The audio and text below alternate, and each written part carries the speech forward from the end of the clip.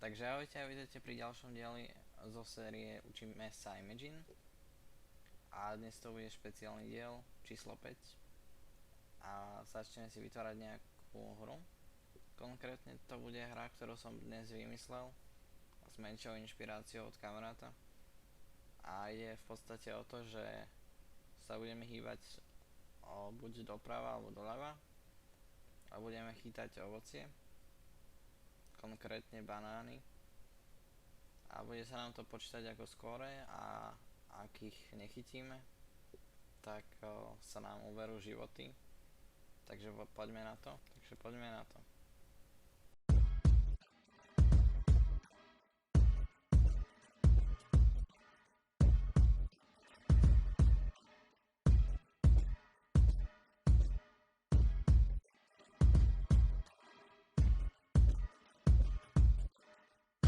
Takže čo sme vlastne spravili?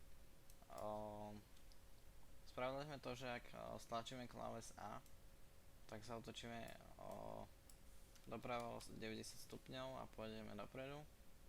A keď stlačíme kláves D, tak sa otočíme o 270 stupňov a pôjdeme dopredu. Na tlačítku P máme príkaz padajte, ktorý si teraz definujeme.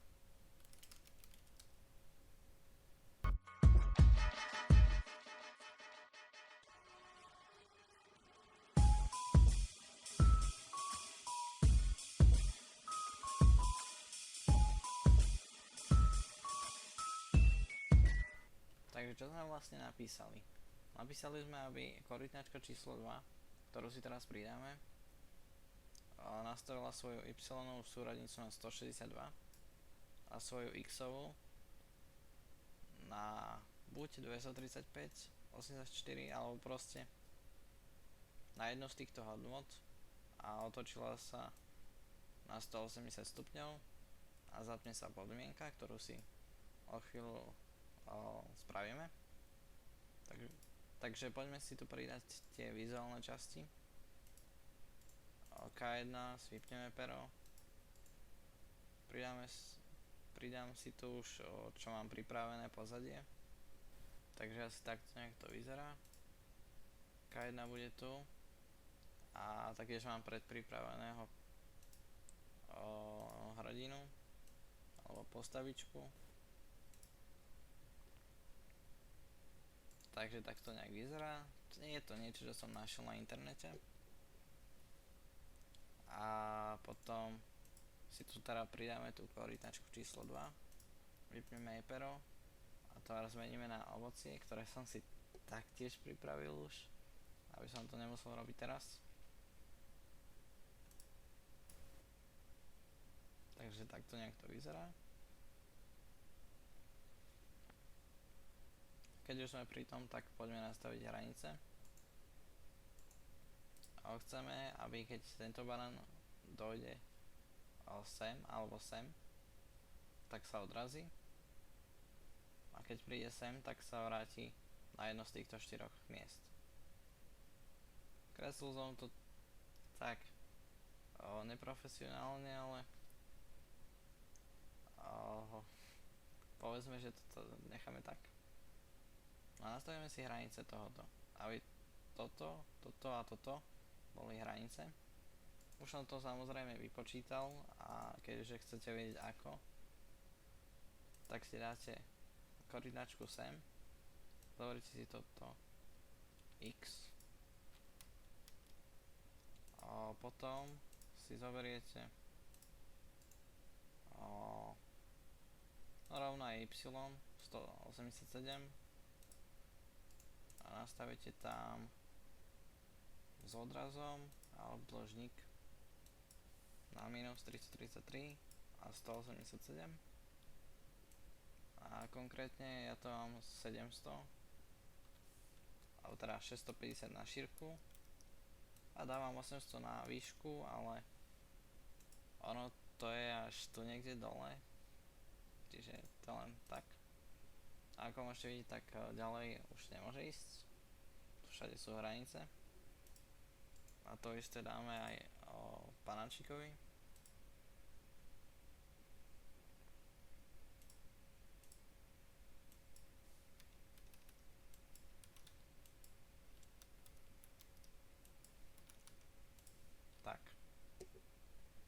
teraz si definujeme podmienku. Tých podmienok budú 4 alebo 5. Teraz neviem. Takže poďme na to.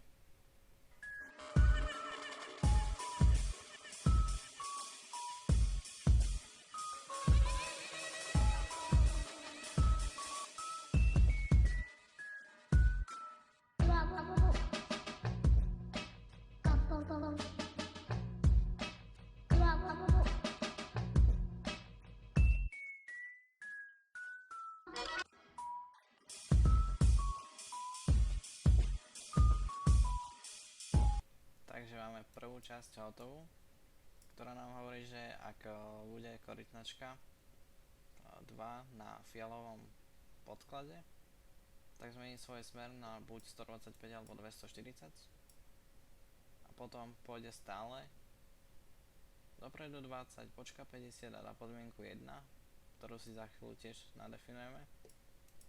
A toto celé sa nazýva pohyb 1, takto si to môžete pomenovať. A to isté spravíme aj pre ďalšie 3 farby, takže poďme na to.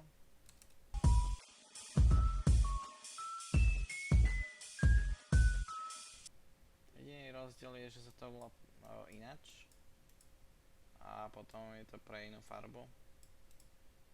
Takže to sme mali. Pridáme podmienku 1.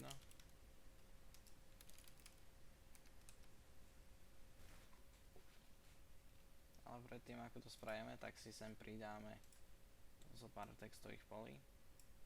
Toto je text 1, 26 a je to vlastne naše skóre. Takže toto bude.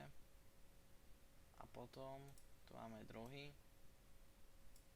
A to sú naše životy. Takto. Povedzme, že 1000 je plný health bar. A pridáme tretiu korytnačku, ktorá bude ten health bar samotný, takže to si tiež na to už mám pripravené a dám to aj do popisu. Takže takto vyzerá health bar a poďme si ho trošku nastaviť. Ďalšiu podmienku, ktorú si potrebujeme spraviť, je podmienka 3, ale nemusí to byť podmienka 3.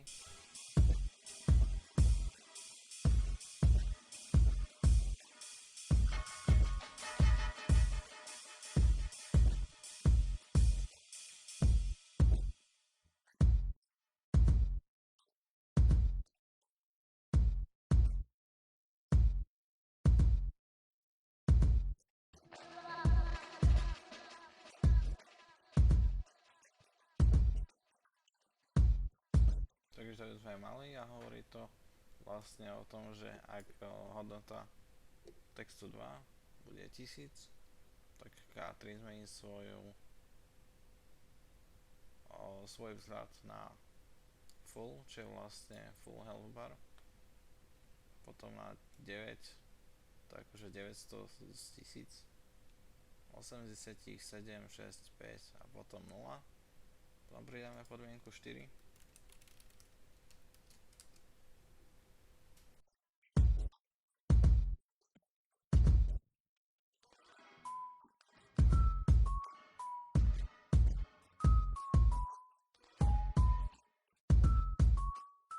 Takže takto nejak to vyzerá.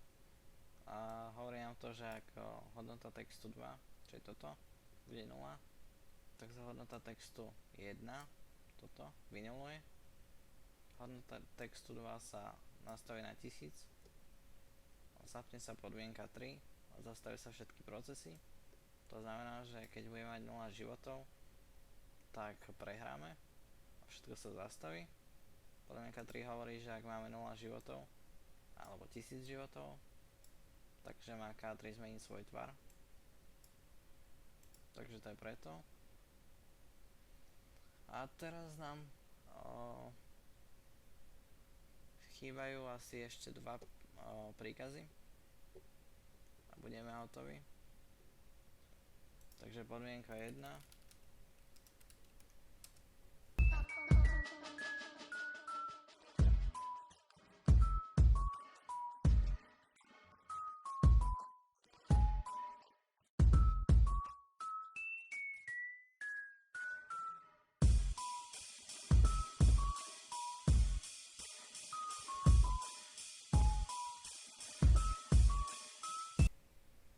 to by sme mali. A hovorím o tom, že keď bude K2, čo je banán, na farbe azúrovej, tak sa hodnota textu 2, čo je toto, zmení na hodnota textu, ktorá je teraz, minus 100. Čiže sa odčíta 100 životov. Zapne sa podmienka 3, čo vlastne aktualizuje tento health bar, čiže to bude 900 a zmení sa tvar korytnačky K3. Potom podmienka 4, ak by čistou náhodou už sme mali 0 životov, tak podmienka 4 nám to celé vyresetuje. Potom po podmienke 4 sa všetky procesy zastavia, čiže zase to chceme rozbehnúť, aby sme nemuseli zase klikať. Tak dáme padajte, čo je vlastne tento náš príkaz, potom pohyb a zastavíme všetky procesy, alebo teda pohyby. No vlastne, že či toto bude pred týmto, že či to bude tu, alebo tu je úplne to isté, pretože my chceme všetky zastaviť, pretože nejaké už sú v procese a potom sa zase zapnú. Aby sa, v Imagine, keď budete stále dávať príkaz každých, tak sa bude zrýchlovať exponenciálne, čo naozaj nechceme.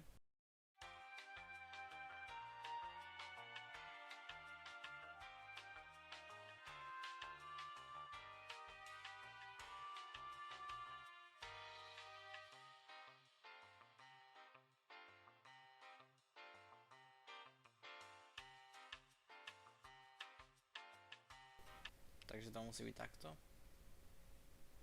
A posledný príkaz, kolízia, nám hovorí, čo sa má stať, keď sa stretne banán a naša postava. Takže poďme na to.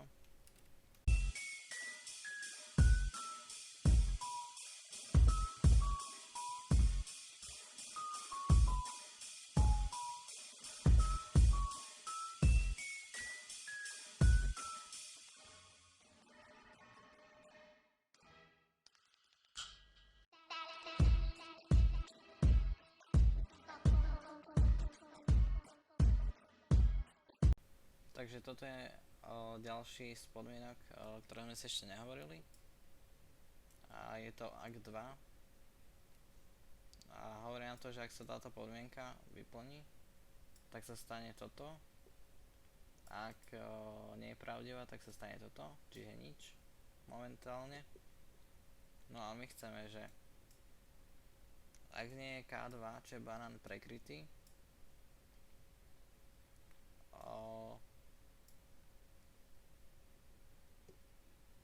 a teda ho prekrýva K1, tak sa stane to, že sa všetky pohyby zastavia. Text 1 sa zmení o hodnotu textu 1 plus 1, čiže sa nám počíta jeden bod. Zase sa začne pohyb a pôjde podmienka 4. No to je len také, že pre istotu, ako sa hovorí. Takže teraz musíme nastaviť K2 reaguje na zrážku a udalosť pri zrážke a tam napíšeme kolízia a to isté dáme aj našej postavičke pri zrážke, kolízia. No a myslím, že máme asi všetko, ale ešte si to pozriem pre istotu. No takže máme všetko a poďme si to vyskúšať. Takže poďme po rade. Spravili sme si príkaz pohyb, takže dáme opakuj 100 krát pohyb a zistíme, ako sa môžeme pohybovať, čiže máme A, D, takže funguje to.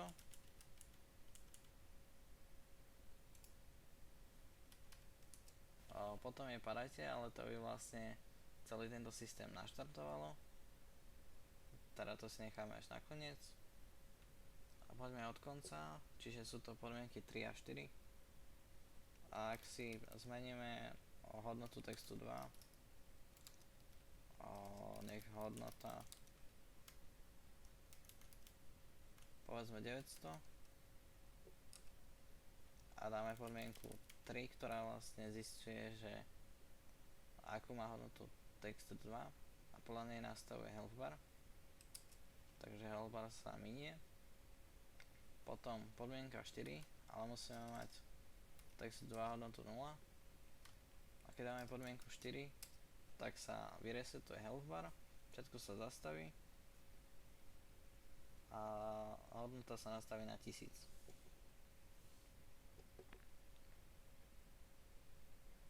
No, takže to je asi všetko, čo som chcel povedať. A poďme to teda vyskúšať. Napíšeme opakuj 100 krát pohyb. A ešte preto dáme padajte.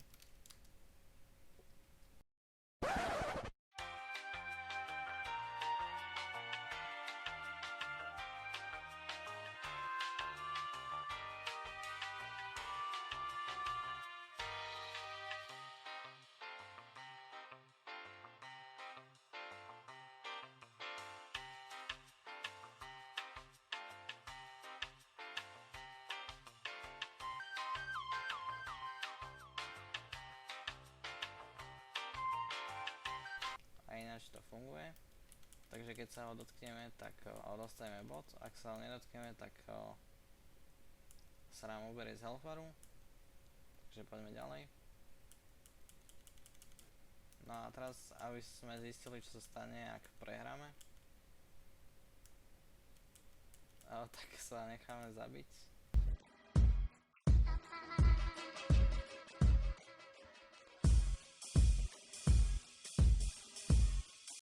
No a teraz sme zomreli. Všetko sa vyresetovalo. Všetko sa zastavilo. Máme plný health bar a prázdny score bar. Takže to je všetko pre túto hru. A ja sa s vami teda lúčim.